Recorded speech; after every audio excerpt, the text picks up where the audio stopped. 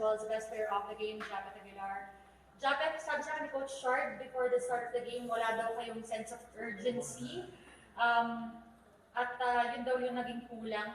How challenging is it to adjust to something na intangible at hindi mo naman araw-araw pinapractice? Uh, yeah, Yung we sense of have urgency. a really bad start, slow start, um, and NLEx came out really scorching, red hot. Um, and then, to be honest with you, I thought we are gonna get blown, blown out by Me 20 too. points, Me and too. we will never gonna come back. Me too. And um, I'm happy that we found a way, and we got the win. You were down by as much as 19 points. Trinabaho niya yan all the way to the fourth. You got your first lead with 6 minutes left. Paano nagbago yung flow ng game as soon as you got that lead? We talked about it in the bench, just one possession at a time. As long as we do the right things, make some stops and execute on offense. So, yun, one one possession at a time. Coach, how important is it to get back on a winning column, to prepare for the game against San Miguel on Friday, as well as getting the team prepared, especially knowing that you'll be flying out at the end of the month? Yeah, well, we can talk about the flying out at another time. This is about the game. I just let me just say that first of all, I just felt we did a really good job of staying in the game and battling. I can take this off, right? Staying in the game and battling gave us a chance. We all struggled in that. I struggled mentally in that first game, first half, trying to figure out what we could do. We made some pretty, huge adjustments that we don't usually make into that second half, and ran some stuff that we really don't even practice. So the guys did a great job of turning themselves around mentally, and again, just staying in the game until they could get a little run going, a little momentum, and the momentum just caught with the crowd. It just kind of carried us all the way to the end. It's a big win because obviously, you're going up against a super strong San Miguel team. You don't want to go in there on a 2-game losing streak, trying to beat them, trying to get your health back.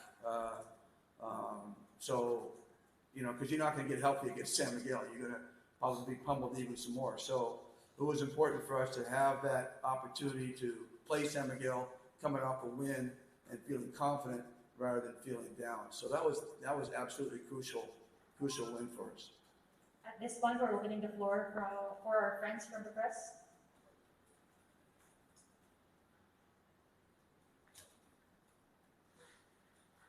Coach, how about Arvin's shooting today? He was not attributed to the comeback. Yeah, poor Arvin. I'm on him harder than anybody, right? I get on Arvin harder than anybody because, you see a guy that just has just oodles and oodles of potential. He can shoot it. He can put the ball on the floor. He can drive it. He's got great size, great length, and so the expectations for him are so high, and we just keep trying to ring him and try to get more of those expectations and more of that potential realized. So again, tonight was he's taking steps, and every time he has a good night, he's building confidence on what he's doing. We know he can shoot. We know he can score. What we're looking for from him is the effort parts of the game, getting to the rebound, defending. And I thought he did a really good job. He matched up with big guys in the second half, and he did a really good job of jumping out on screens and battling the big guys at the rebound. And those are the things that we're really excited about when we watch Arvin play. The 3-point shots, the other stuff, that's just common for him. That's easy. The hard stuff is the one we really want him to do. So kudos to Arvin tonight. He played an excellent second half, and I was real proud of him, especially the effort side.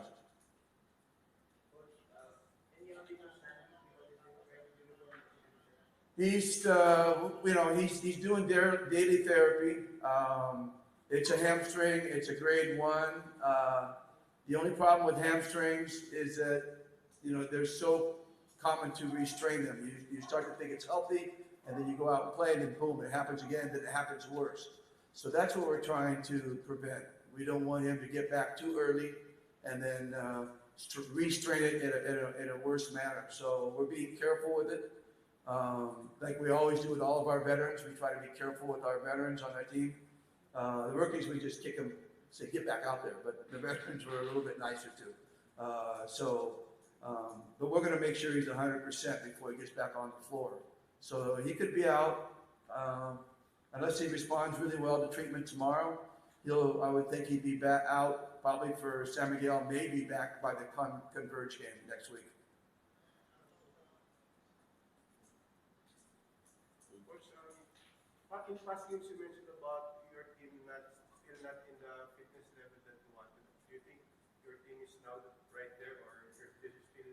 No, we still have, well, I think, as we talk about, as Jappus knows, we talk about being right at the right time a lot on our team.